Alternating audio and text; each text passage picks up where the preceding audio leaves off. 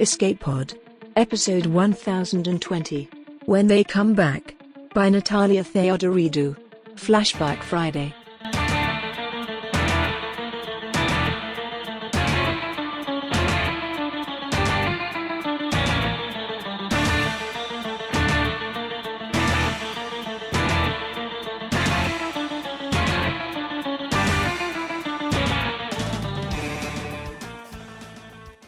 Hello folks, welcome to Escape Pod. I'm Alistair, your host, and this week's story is the penultimate stop in our tour of some of the big numbers from Escape Pod's 20-year-to-date voyage. This one comes to us from Natalia Theodoridou and first appeared as episode 550 back in November 2016. Natalia is a media and theatre scholar based in the UK. She is a finalist for the 2018 World Fantasy Award for Short Fiction, an editor of Sub-Q Interactive Fiction magazine, and a Clarion West graduate from the class of 2018. She has had work published in Clarkesworld, Strange Horizons, Beneath Ceaseless Skies, Nightmare, Fireside, Cross Genres, Interfictions, The Mammoth Book of SF Stories by Women, and elsewhere. Your narrator for this story is Iba Armenkas. Iba is an Emmy-nominated writer, producer, director, currently working for KLCS PBS in Los Angeles. A voracious reader who began narrating fiction podcasts nearly a decade ago, she is now one of 3 narrators on Inner Space, Outer Thoughts, Caltech NASA JPL's first science fiction anthology. In her free time, she's learning to make neon signs and getting way too into hockey. So, change is constant. Who will you be when you return? Because you will return. And so will story time.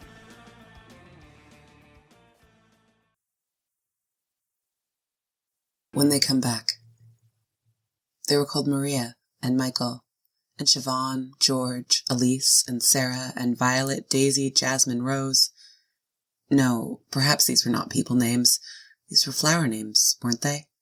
And Gabriel, Raphael, Bacchus, Athena, Io, Muhammad. But these were mythical names and god names and prophet names. So hard to tell them apart after all these years after they. And Natalie, Vasilia, Dmitri, Uzmain. The angel is rotting. He's leaning against the trunk of an olive tree. I examine his body but avoid his eyes, as always, just in case. I would have liked to have been a man, he'd said once, so I always think of him as one, no matter what his body looks like. Today he has a mane of dark curls that reach all the way down to the roots of his wings. No beard, no breasts. No hair on his body except a little around his crotch. His skin has turned the color of a fresh bruise. It won't be long. What will it be like when they come back? I start our little game, our ritual of remembering and bonding and hoping. Or at least, that's what it used to be. I check myself in the time it takes him to reply. Skin a little dry. Suboptimal. Heart mech, optimal. Brain mech, suboptimal. Energy levels, as good as can be hoped under this sky. I move my limbs one by one and they respond with a low whir. My hands feel especially stiff. I haven't touched anything, for so long. Nothing to be done about that. He stirs. His voice sounds as if it's coming from behind a stormy cloud, or from the dark bottom of a lake. When he comes back, I will be waiting for him in the kitchen of his old home. I will be sitting on top of his cupboards like a bird, or a gargoyle, and so I will be looking at him from above. He will walk in through the front door. The angel pauses and licks his lips. His clothes are dusty. His footsteps leave behind small piles of dirt. He doesn't see me at first. He suddenly turns to look at me and I avert my eyes just in time. A city is smoking in the distance. We always avoid cities. They crucify angels in cities. My kind do. Then he feels me watching over him. He continues. He raises his eyes to look at me, so I storm down and wrap myself around him. You are back, I say, and he is mine to protect, and so I breathe him in as deeply as I can. He smells of earth and humanity. The angel inhales slowly, as if he can still smell his human. Then I make him some tea. Tea? Really? I say, studying the black smoke that is rising over the horizon. I wonder what they are burning this time. He really liked tea. He laughs softly. It sounds like dry leaves being crushed under a human heel. How does he not turn to stone when he looks at you? His laugh fades. Crushed leaves blown away. I didn't have to be so cruel. Because this is a fantasy, he says, poking at a rib that juts through his rotting flesh. Because they are never coming back. Few things are more doleful than a broken angel. Angelos, the bearer of news. What news is there to bear any more? I'm sorry, I say. He waves my apology away. You don't believe the rumors, then? No. I knew that already. But we're going anyway? Yes, he says. At least, I am. You don't have to come. I know, but I'm coming. He nods. I keep my eyes on the smoke, but I feel him looking at me. Straight at me. I think he is smiling. What wouldn't I give to see an angel smile?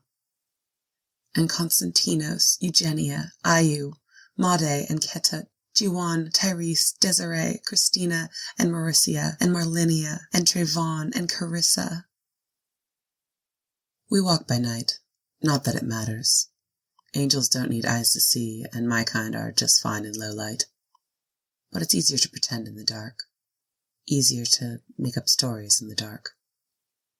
The sky looks brown and dirty. I call up images of what it used to look like when they were around, to remind myself. Blue-black and magnificent. We need to cross an ancient forest in order to bypass the city. We walk past the dry, disfigured branches, and I find myself wondering if these were really ever trees. I open my mouth to ask him, but my feet stumble on a small rock on the ground. I stop to pick it up. It feels strangely warm in my palm.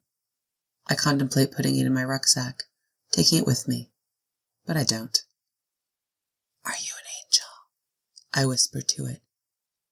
And George, and Valpona, and Alexandra, and Chantal. Chantal. Chantal. Chantal meant stone. The angel starts shedding small pieces of his flesh behind him as the decomposition advances. I can't bear to look at them. Let me walk in front of you, I tell him. He stops. I'm tired, he says. I know. As I walk past him, I think of putting a hand on his shoulder, but I hesitate, afraid my touch might damage him further. Just let yourself go, I say. Change. I can't. We need to keep going. Get to that place. You said you didn't believe the rumors. You said they are never coming back, and you are right. It's absurd. How could a human be alive, after all this time? Least of all a child. He doesn't reply. Just let go, I say, and start walking again. I listen for his footsteps behind me, feeling for the tiny changes in his body, the sound of feathers falling, of curls growing thin and dull. It won't be long. There's a clamor near the edge of the forest. A fire, androids shouting, something crying out in pain. I shove the angel behind a tree and he yelps. Be quiet, I whisper. Shreds of his skin have stuck to my palms where I touched him. They smell putrid. I peek around the trunk. There is a group of my kind, 5 in total, all of them with heavy mods.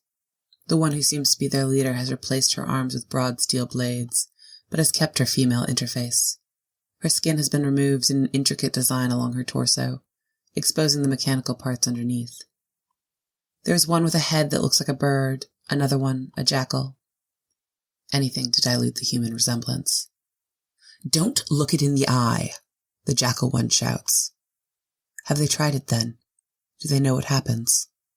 They have surrounded a small angel that has the hind legs of a deer. They probably caught it mid-change. The leader is slicing its wings off little by little. As it doesn't have enough flesh left on it to crucify, they are taking their time with it. My angel whimpers behind me. I can feel it, he says. That small one. The deer-legged one. His eyes are shut tight so I can look at his face. His gray skin taut over his cheekbones like a drum. A thought blooms in me. If I strike you, what will you sound like? Make them stop, he pleads. I can't, I say. There are too many and heavily armed. You need to change now. No. He opens his eyes, and I hurry to look away. Change! I cry, loud enough to let the androids hear me. That should do it. And it does. There's a shushing from their direction, then quiet.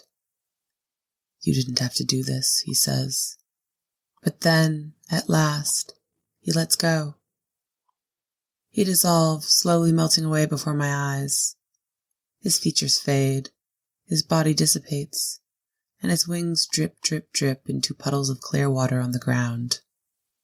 I fall to my knees and bring handfuls of the liquid to my lips, drinking him, then lapping up the water straight from the ground, to take with me as much of him as possible before the soil absorbs him completely. I stop and dry my lips, just as the android leader comes and stands tall before me. What are you doing, sister? She asks. I make myself look surprised. I'm on my way to the city, I say. I am joining a group of hunters there. This is risky. I'm hoping this city is disorganized enough to hold multiple groups of different allegiances. A group of hunters, is that so? I stopped here to rest. You can rest with us, she says. I stand up and nod. Thank you, I say. What's your name? I don't have one. What should we call you then? Call me Chantal, I almost say. But that would give me away. The sentimentality of it, the nostalgia. Call me Drifter, I say. The deer-legged angel looks even more miserable up close than I expected. They put a blindfold over its eyes, a precaution. We've all heard of androids that turned to stone when they looked an angel in the eye, just like humans used to, back then. Rumors, a lot of that going around. Doesn't mean it's true. I sit by the fire, next to the jackal-headed one. I stare at the pit, an open mouth gobbling up dead branches. A fire, I say. Why? The jackal eyes fix on me, a cold, dark stare mixed with fear and longing. What does my face look like to a jackal? To burn it. There's not enough of it left to do anything else with. A pause. A suspicion. They are all staring at me now. You don't approve? The leader asks. I feel the water move inside of me. A mighty pulse that presses on my vocal membranes and pushes me to scream. I hold it in. Of course I do, I say. Removes unnecessary waste, if you ask me. That seems to satisfy them. We throw the deer thing in the fire and watch it be reduced to nothing. I wonder if it will come back. Can ashes be an angel again? Can water? I bid them farewell and pretend to walk purposefully towards the city. I feel the jackal eyes and the bird eyes and the woman eyes track me. Or maybe it's just my faulty brain mech that imagines it. Either way, I'll wait until I've put enough distance between myself and them before collapsing to the ground. I put my hand deep into my mouth and press on the back of my tongue, reaching for my gag reflex. I try to retch him up, the angel. All of him. I end up with a small puddle by my palms. I roll over and let my body stretch out, my back to the ground. And I wait. Night falls and morning comes again, and the puddle has disappeared into the dust. Only a faint, moist shadow remains where I threw him up. Have I lost you, angel? Will you come back? I ask. My question floats in the morning chill, unanswered. Chantal, it means stone. The recitation flashes in my brain mech, expected and regular like an internal clock. The names, the memory of the names is a bright, blinding sun and I a planet, going round and round and round. George and Colette, Maya and Raman, Irma and Chantal, Chantal, Chantal. When he comes back, his body reminds me of my human lover. Strong and beautiful her lips, her breasts, her dick. He comes close, presses this body against mine. He lets me blindfold him and run my hands through the length of his new flesh. It feels oddly familiar, but for the wings. Our bodies don't fit together in the ways I used to fit with my lover. Our lovemaking is awkward and sad, like mourning. Afterwards, I fall asleep in his arms and dream myself flat-chested and named after my love. I am glad you came back, I say, while he tries on different shapes by which to remember the humans. He doesn't say anything, so I start the game again, even though it's not my turn to ask. What will it be like when they come back? When he speaks, his skin is dark, his hair white and long like a crone's. He keeps Chantal's shape, though. When they come back, they will be children, he says. Children, I echo. When the children come back, we will rejoice. They will speak with prophecies and dreams and words as opaque as stones. They will say, there is another world beyond this one, where one is who they truly are. There is another world where stones speak, and trees uproot themselves and walk if you ask them in the right way. They will take us by the hand and lead us to the threshold of this other world. Come, they'll say, we'll show you. And we shall go, smiling and terrified. We walk for days. The angel's not visibly rotting anymore. His flesh looks firm, full of life. This will not last. One day I'll see Chantal's remembrance disintegrate again before my eyes. Will I bear to watch this, or will I break? What can break me after all this time? We come to a shore in the middle of a desert. Is this a sea, I ask, unable to find any mention of this body of water in the old maps. Is it a lake? What is this? He stands next to me for a moment, and then he takes a few steps. His bare feet touch the edge of the water. He closes his eyes and tilts his head back slightly, as if trying to listen. I try to listen too. I hear nothing. This is angels, he says.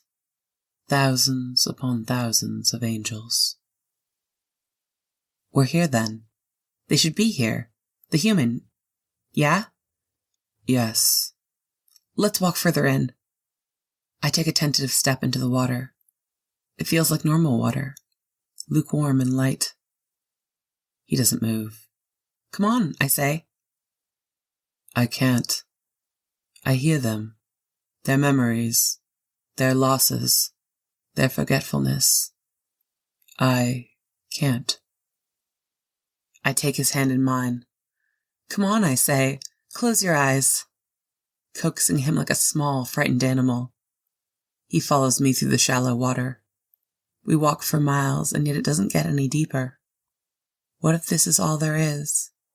What if this goes on forever, till the end of the world? At my side, I hear the drip, drip, drip of my angel forgetting himself. All those pieces of himself he's left behind. All this flesh and the feathers and the curls. What were they? Was that him? This Chantal-shaped figure walking next to me? Is that all of him? Or is this all that's left? Not even his own memories anymore, but mine. I squeeze his hand. What will it be like when they come back? I ask. But my voice echoes alone once more, like a stone skipping on water. A day and a night later, we come across a tall silver cross in the water. On it, spread out, an angel, half man, half book, reading itself as in the ancient story of Dinamukht. I open my mouth to speak, but stop. How does one greet another in this world? I won't hurt you, I say. You can't hurt me, Dinamukht replies. I nod. What is this, I ask, waving a hand over the expanse of water around us. What happened? Did my kind do this? Your kind did some of this. The rest we did ourselves when we allowed ourselves to forget. He turns a page of himself and reads. I have seen angels cut the flesh off their sides and chests and bellies with knives and throw it into their mouths. I have seen them hit their heads with stones and cry out with the voice of beasts.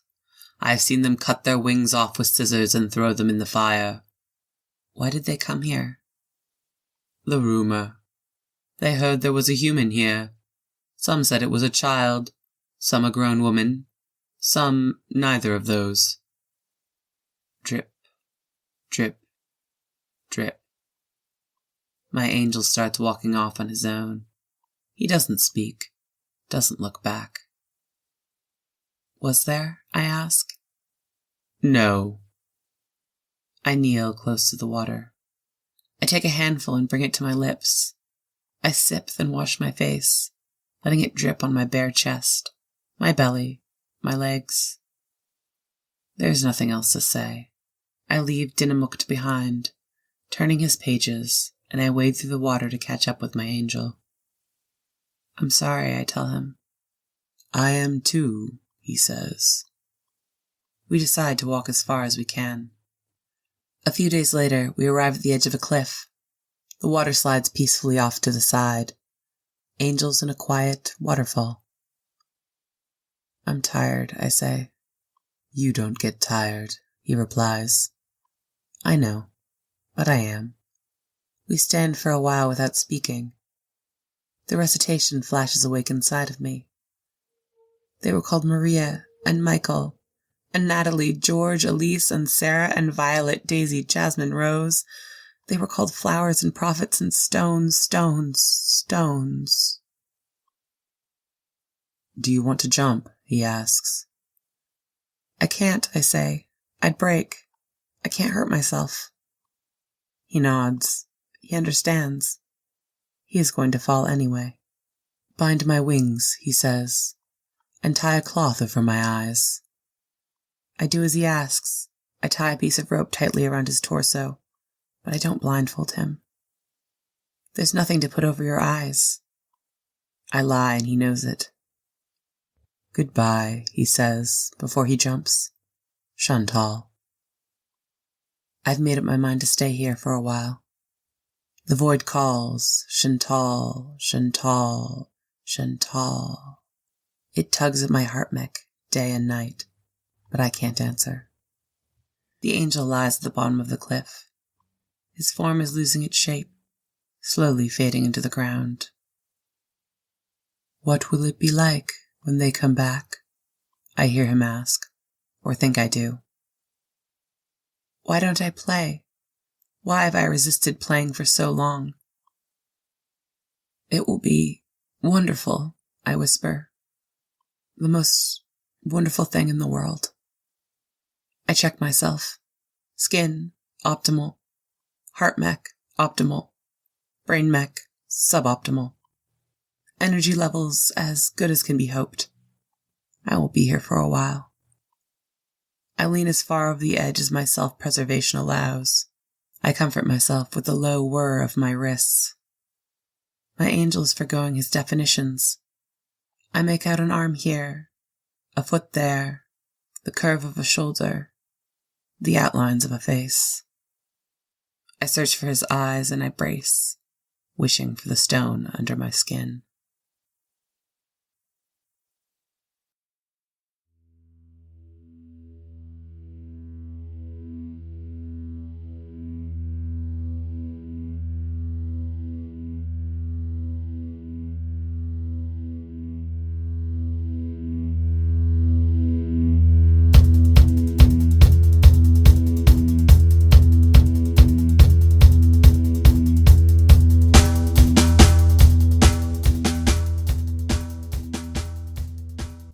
There is so much I love about this story, and I would encourage you to listen to the original episode for Tina's closing commentary, because it and Natalia's authorial comments threw the story into a very different focus for me. The two concepts that really unlocked things were Natalia's idea that the story is about fluidity of identity and genre, and this line from Tina: "We only see the tip of the iceberg, but the rest of the iceberg is there." Exactly. Art is Mercury temporarily held as a mirror. It changes constantly, and it reminds us we change constantly too. The example I've used a lot in the past is my relationship with Blade Runner. Aged 12, I hated it because it was always nighttime and nothing happened. Aged 18, memories of green played in my head constantly, and I considered learning how to make origami unicorns. Aged 49, and pleasingly stunned I'm still here to be that number, it's a multifaceted tragedy and rebellion about a trained killer realizing he can and has the moral authority to be literally anything else. It's a shame they won't live, Gaff yells. But then again, who does? And the answer that Natalia Theodoridou finds here is simple and awe-inspiring in simplicity and scope and potential, and that answer is all of us. For me, this is a story about the idea of being haunted by the ghosts of the past and the ghost of a species. As Tina discusses, the androids and angels have set patterns they explore and carry out again and again, but they do so with self-awareness. This is ritual, but it's also processing. This is moving through life as trying to solve a puzzle, trying to return to a world they have the dimmest memory of. Viewed through the lens of 2025, that idea of trying to go back to the future, albeit without Christopher Lloyd and Michael J. Fox's aid, gives the story a much darker tone if you want it to. We live in an enforced landscape of toxic nostalgia, where a past that wasn't that great to begin with is worshipped by people so scared of change they would rather generate dismal, empty AI ghosts of the idea of a time they were not alive for than accept the vibrant and diverse nature of the world that they do live in. In that regard, the angels and androids have a much healthier view of life than a lot of us. They are, to borrow that David Bowie quote I love yet again, quite aware of what they're going through and want, one day, somehow, to stop, to change. That desire is the key in the lock, and turning the key takes a while, but we all get there eventually. Everything changes. Everything is fluid, as Theodoridou says, and to borrow one more line from a different source, the 21st century is where everything changes. Let's be ready together. Angels, androids, you and me. Great work, folks. Thank you so much.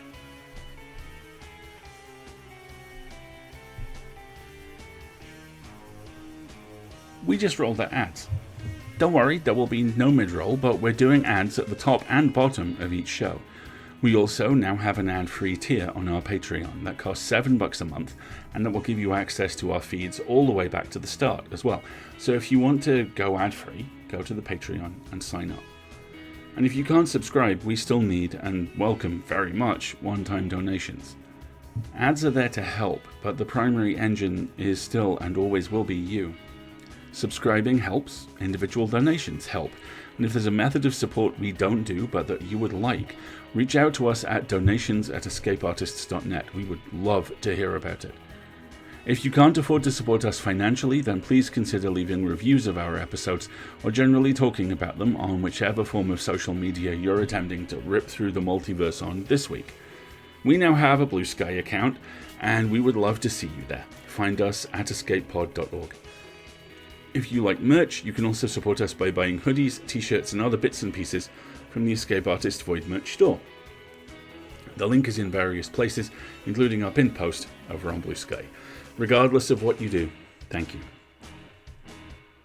Escape Pod is part of the Escape Artists Foundation, a 501c3 non-profit, and this episode is distributed under the Creative Commons Attribution Non-Commercial No Derivatives 4.0 International License.